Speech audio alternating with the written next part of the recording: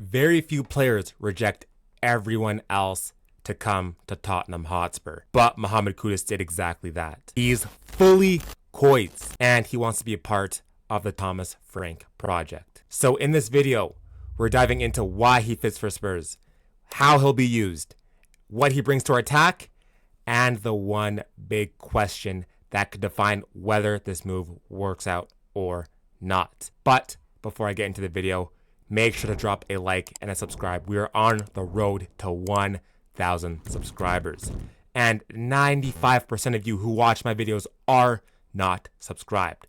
So that needs to change. Drop a like, drop a subscribe, and let's get right into the video. Before we talk tactics and fit, I think it's very important to talk about where Mohammed Kudus actually comes from.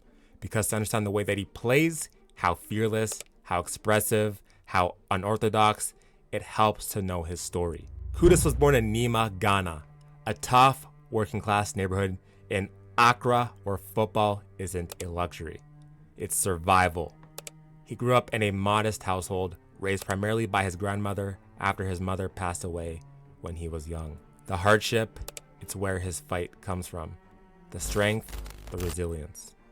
He wasn't scouted at some elite academy. He came through the Right to Dream program, a Ghanaian academy known for turning raw talent into disciplined professionals. From there, he moved to Denmark at age 17, signing for FC Nordsjælland.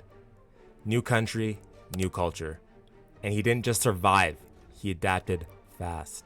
In less than 2 years, he was picked up by Ajax, and at Ajax, the technical side of his game exploded. Dribbling, awareness, tight control. It was there he developed into a true modern attacker. And then came the leap to West Ham. Premier League football, a bigger stage, and now Tottenham Hotspur. Kudus didn't want talks. He didn't want negotiations. He wanted Spurs. That tells you something about how he views this club, this manager, this moment. And it's not like he didn't have options. Chelsea was circling around him. Other European clubs were circling around him. This was a conscious decision though, which makes it even more than a transfer. It's a statement. For a player of his profile, that kind of commitment is very, very rare. So let's talk about how he actually fits in at Spurs. During his time at West Ham, he played across the entire front line and some time in the attacking midfield as well. But the right wing is where his numbers really speak. For 19 starts that he played during the right wing at West Ham, he had 6 goals and 5 assists. Compare that to when he played centrally or wide left, he had 6 goals and 3 assists combined. That right-hand channel is where he can isolate fullbacks, drag players in, and either cut in on his left or cross in early. And in Thomas Frank's system, he won't just be a stats guy. He'll be the player that frees everyone else.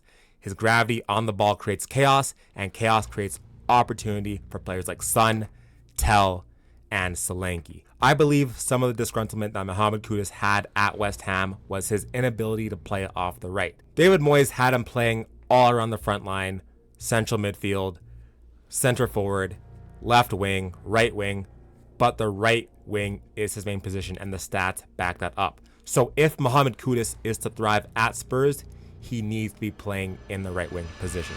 Okay, so here's the scenario. So Madison passes the ball over to Kudus over here. And then Kudus has 2 options here. Obviously, the center defensive mid would come in. The left back would come in.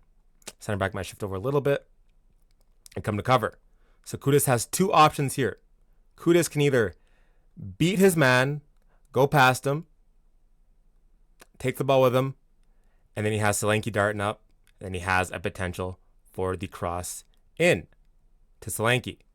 That's option number 1 that he has. Option number 2, if he's feeling too much pressure, with this center defensive mid and left back stepping up, it then frees a space for Solanke as well to either keep darting forward to make that run either this way, or Solanke can make that run this way.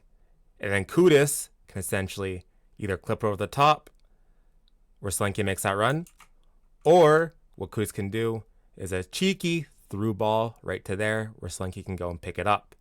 And then you have a scenario where like Kudus goes past here and then Solanke goes in here, knock back the ball, have a shot. So those are some of the options that you have right there.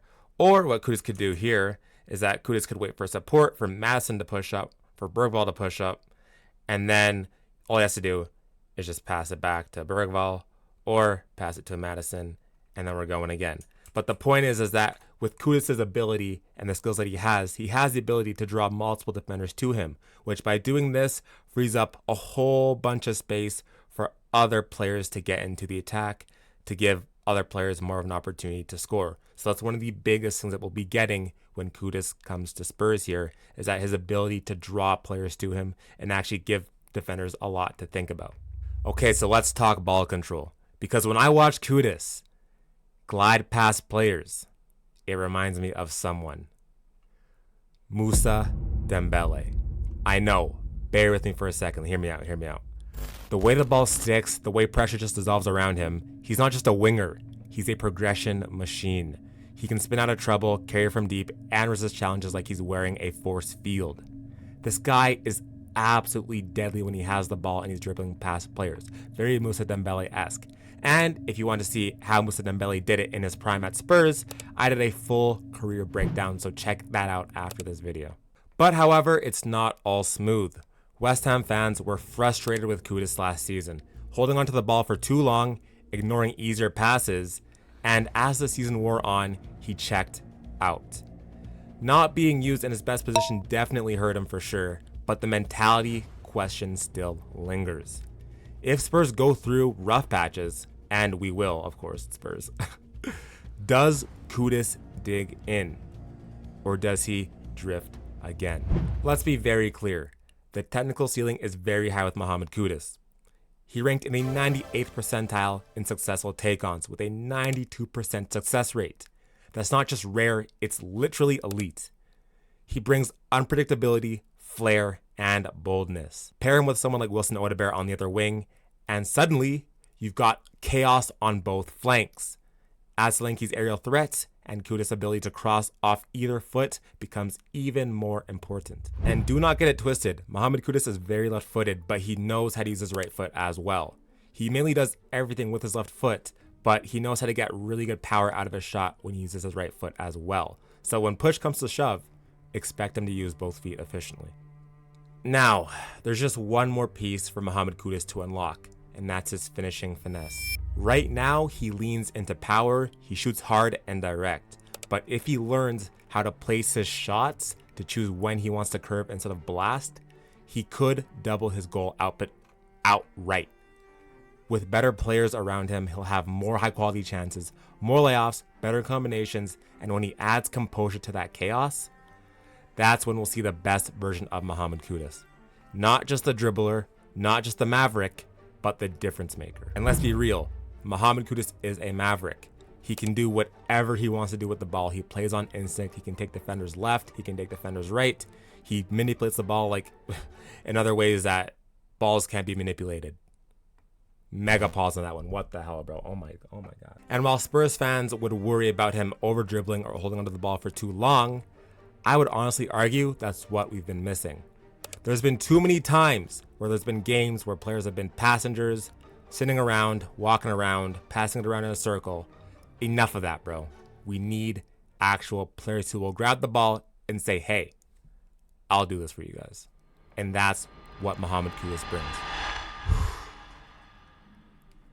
Mohammed Kudus isn't a safe player.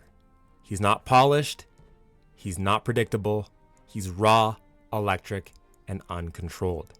But that's exactly what Tottenham have been missing. A player who doesn't follow the system because he's the system's breaker. The one who bends the plan in real time. Spurs have structure now under Thomas Frank, organization and shape. But sometimes you need chaos. You need the wild card. In a side full of runners, system players, and facilitators, Mohammed Kudus is the spark. A man who can change a match within a moment.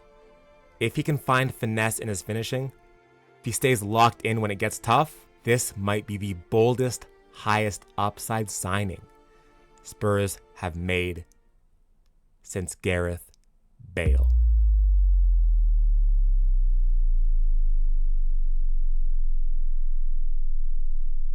The only question now is what happens if it works.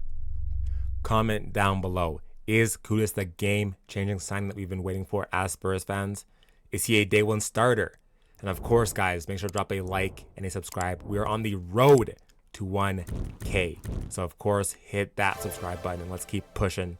You guys have been absolutely killing it, man. So I can't thank you guys enough for all the support. Listen, Kudus is one of those players that changes Spurs for the better. He's an absolute game changer and a deal breaker. And with Kudus coming in, this isn't the end of a story. It's the start.